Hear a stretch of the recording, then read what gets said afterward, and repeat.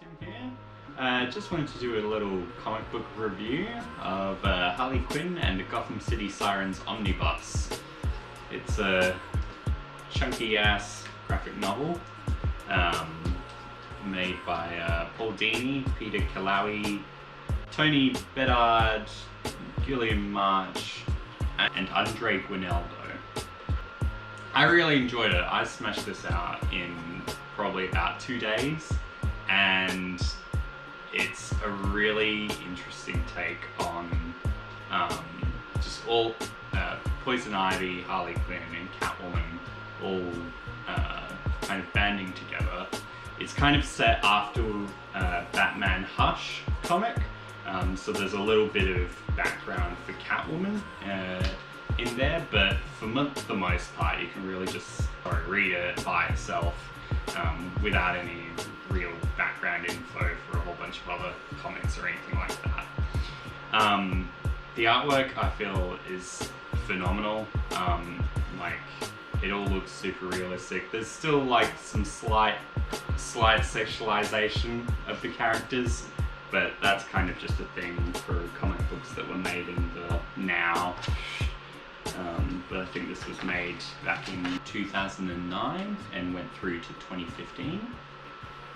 Some of the comic panels that really popped for me were these.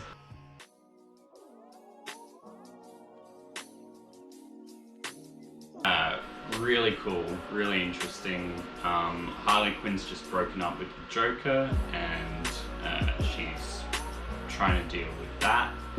There's some really good exposition about her finally kind of breaking and realizing what a mistake that she's made with the Joker, and that's really, really interesting and really informative of the character, I feel like, and some of her realizations of that. And you really get a sense of how strong and intelligent she really is, because I think a lot of people forget that she does have a psychiatry degree, and she is really intelligent. Poison Ivy is just constantly badass. She's got some really great colors throughout the comic, and I'm just really impressed with her characterization. She kind of hates humanity. You also get a lot of really cool flavor text for the rest of the superhero universe and how it kind of works. Like, they have a issue where they don't have a hideout, a place to set up. So then they talk to a contractor who's in line with the criminal underworld to find those secret hideouts. And it's just really interesting to me that, you know, that there totally is those contractors and business people in Gotham City that are able to connect you with different hideouts or henchmen. So they explore that a bit in this comic, and I'm really impressed, really interested in it.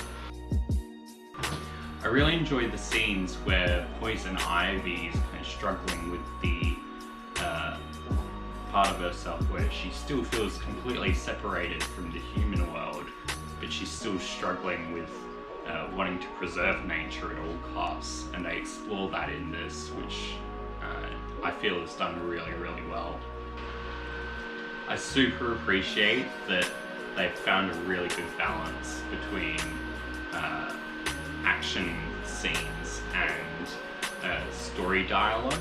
Sometimes you can have a comic that just has way too many action scenes and just drowns out any sort of coherent story, but they've balanced it really well, and when there are fight scenes, they really put a lot of good effort into it. One thing that I did enjoy about this comic is that it focuses very little on any of the superheroes. There's barely any that pop up throughout this omnibus, and it's all centered around the villains, which I feel they give a lot of time and effort to flesh out these characters, their personalities, their actions, their beliefs, and that really works and really stands out. One thing that I really like their interaction with is the Riddler, and they're friends with the Gotham City Sirens, and this version he's gone straight and he's not a criminal anymore, and he's set up a detective agency, and I find that great. It's really interesting that he's using his intellect for good. For me, Harley Quinn and the Gotham City Sirens was just a really tremendous read. I keep saying really. Yeah, you really do. Really. And worth taking your time to look at for either your average comic reader or any others. There's not a lot of background info that's required reading.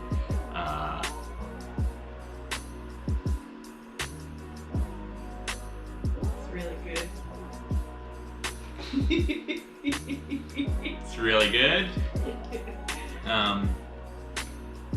And it's just fun and enjoyable, and it's a pretty easy read. I give it a 9 out of 10 marshmallows.